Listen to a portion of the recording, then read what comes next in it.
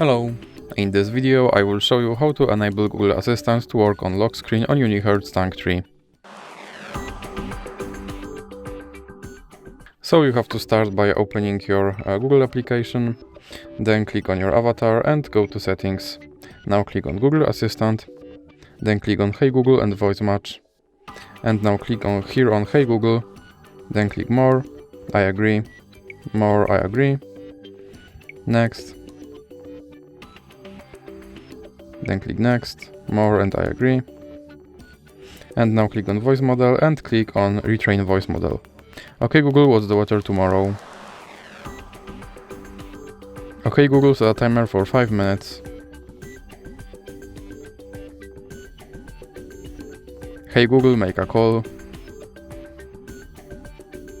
Hey Google, remind me to water my plants every Monday. Now click Next, Next, More and I agree. And then you can click back.